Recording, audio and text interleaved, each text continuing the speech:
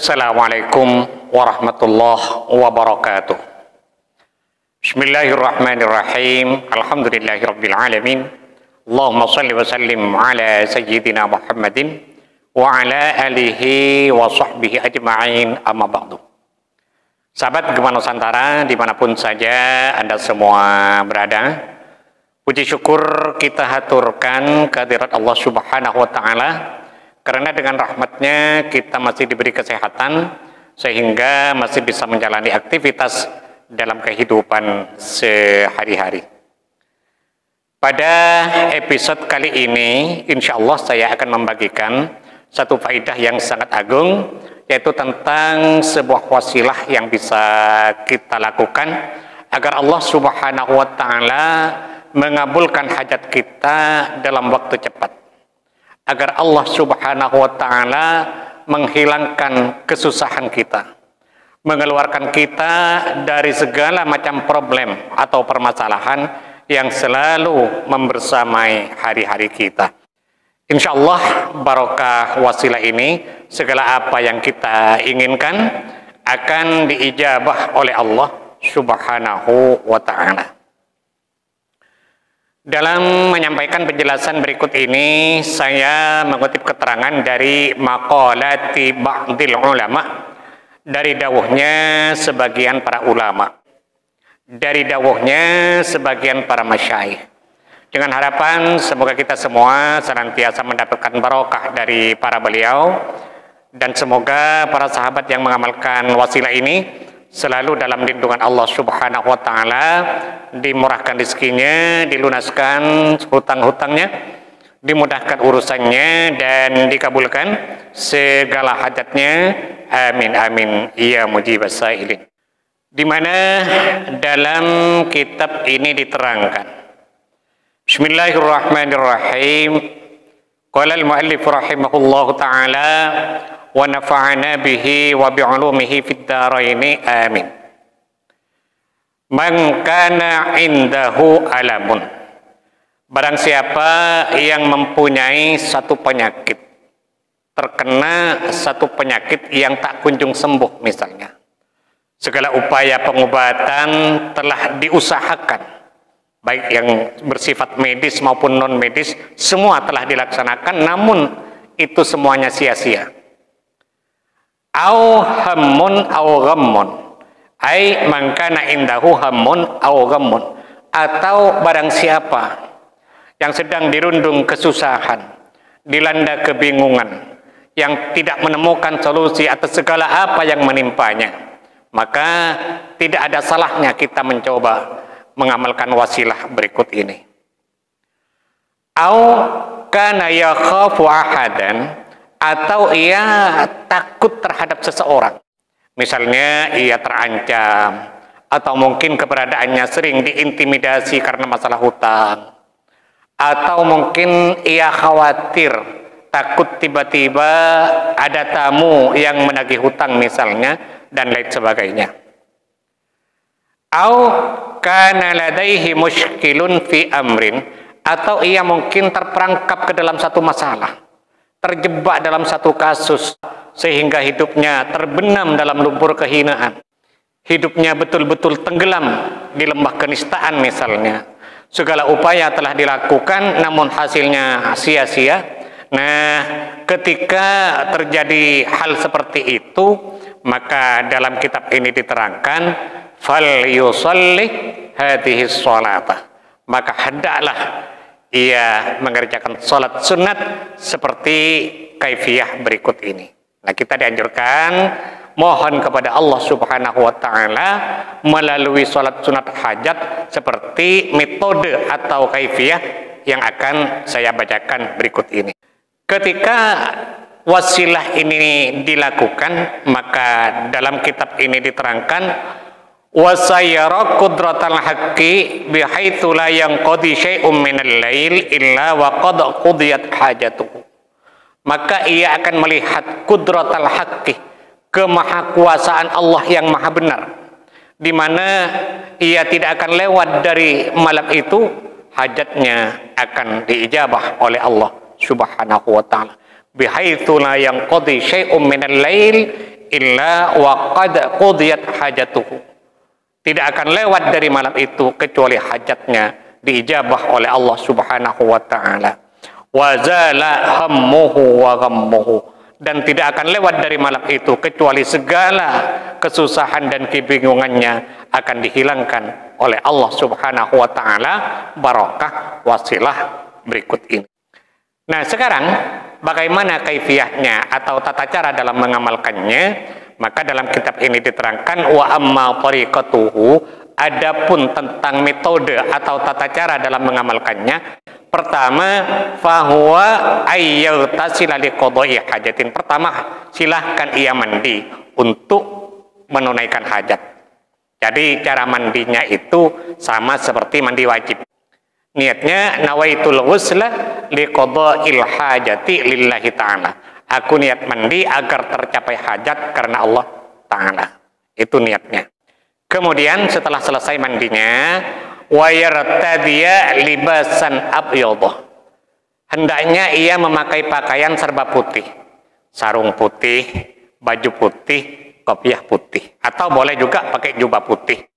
Wal yusalli arba'a raka'atin bisalamaini. Hendaklah ia mengerjakan salat sunat hajat 4 rakaat dengan 2 kali salam. Jadi 2 rakaat, 2 rakaat. Niatnya biasa. Usalli sunnatal hajati raka'ataini lillahi ta'ala. Aku niat salat sunat hajat 2 rakaat karena Allah Ta'ala. Setelah 2 rakaat, kita salat lagi 2 rakaat. Nah, dalam kitab ini diterangkan, yaqra'u fir raka'atil ula ba'dal fatihati wa ufawwidu amri ilallah innallaha basirum bil ibad mi'ata marratin. Pada rakaat yang pertama, di salat yang pertama, setelah selesai membaca surat Al-Fatihah, membaca ayat wa ufawwidu amri ilallah innallaha basirum bil ibad. Tulisannya seperti kita lihat di layar HP Anda. Ini dibaca 100 kali pada rakaat pertama setelah surat Al-Fatihah. Wa yaqra'u fir raka'ati tsaniyah ba'dal Fatihati nasrum minallahi wa fathun qarib mi'ata marratin. Pada rakaat yang kedua, setelah selesai surat Al-Fatihah, membaca ayat nasrum minallahi wa fathun qarib. Itu dibaca 100 kali. Kemudian wa yaqra'u fir raka'ati tsalitsati ba'dal Fatihati ala ilallahi tasirul umur. Pada rakaat ketiga atau rakaat pertama di salat yang kedua, setelah membaca surat Al-Fatihah, membaca ala ilallahi tasirul umur mi'ata marratin, membaca ayat tersebut sebanyak 100 kali. Wa yaqra'u fir raka'ati rabi'ati ba'dal Fatihati inna fatahna laka fatham mubina mi'ata marrah. Dan pada rakaat yang terakhir atau rakaat yang kedua di salat yang kedua setelah surat Al-Fatihah, membaca ayat inna fatahna laka fatham mubina sebanyak 100 kali. Tulisannya seperti yang kita lihat di layar HP kita ini. Kemudian thumma ba'da salami fi sholati tsaniyah. Setelah salam di salat yang kedua itu, yaqra'u ghufranaka rabbana wa ilaikal masir. Membaca ayat ghufranaka rabbana wa ilaikal masir mi'ata marratin sebanyak 100 kali. Tulisannya seperti di layar HP Anda. Kemudian setelah selesai membaca ayat ghufranaka rabbana wa ilaikal masir 100 kali, thumma yahwi bi ra'sihi ila sujudi qailan astaghfirullah wa atubu ilaihi. Kemudian silahkan ia bersujud 1 kali. Dalam sujudnya membaca bacaan astaghfirullah wa atubu ilaihi sebanyak 100 kali. Astaghfirullah wa atubu ilaihi, astaghfirullah wa atubu ilaihi, itu sebanyak 100 kali. Wa yas'alu hajatahu. Dan setelah selesai masih dalam posisi sujud, silahkan ia meminta kepada Allah Subhanahu wa ta'ala apa saja yang ingin dimintanya. Dan karena ini sujudnya di luar sholat, maka dalam berdoa kepada Allah bebas menggunakan bahasa apa saja. Bahasa Arab boleh, bahasa Indonesia boleh, bahasa Jawa boleh, terserah, yang mudah bagi yang bersangkutan. Nah, dalam kitab ini diterangkan wasatuqadha hajatuhu qabla ayyarfa'a ra'sahu minas sujudi insyaallah. Insyaallah. Ini insyaallah. Sebelum ia mengangkat kepalanya dari sujud itu, hajatnya sudah diijabah oleh Allah Subhanahu wa ta'ala. Jadi kesimpulannya dari apa yang saya baca tadi, jika seseorang terperangkap dalam satu masalah, misalnya ia punya penyakit yang tak kunjung sembuh, atau mungkin ia terlilit hutang yang tak kunjung terbayarkan misalnya, atau mungkin ia selalu dirundung kesusahan dan kedukaan, maka dianjurkan mengerjakan atau melakukan wasilah dengan kaifiah seperti berikut ini. Pertama yang harus dilakukan adalah mandi, adus secara maturan. Mandi seperti mandi wajib itu. Niatnya nawaitul ghusla liqada'il hajati lillahi ta'ala. Aku niat mandi untuk menunaikan hajat karena Allah Subhanahu wa ta'ala. Kemudian setelah selesai mandinya, lalu kita mengambil pakaian, memakai pakaian yang serba putih. Sarung putih, baju putih, kopiah putih, atau pakai jubah putih juga boleh. Kita melakukan sunat-sunat hajat 4 rakaat, 2 rakaat, 2 rakaat. Jadi 2 kali salam.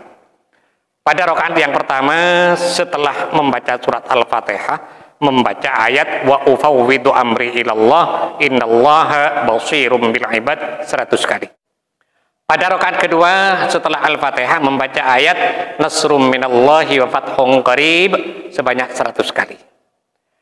Kemudian setelah itu salam dan kita laksanakan sholat sunat lagi 2 rakaat.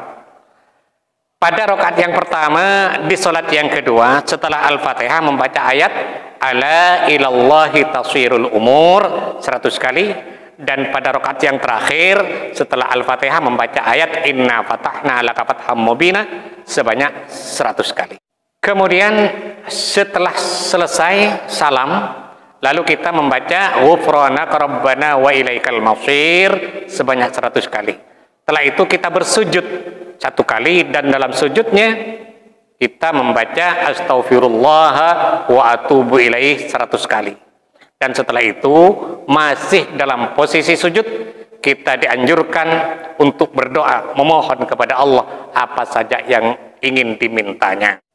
Dalam kitab ini diterangkan bahwa jika amalan ini dikerjakan, maka hajatnya akan diijabah oleh Allah sebelum ia mengangkat kepalanya dari sujud itu, saking dari mujarabnya wasilah ini.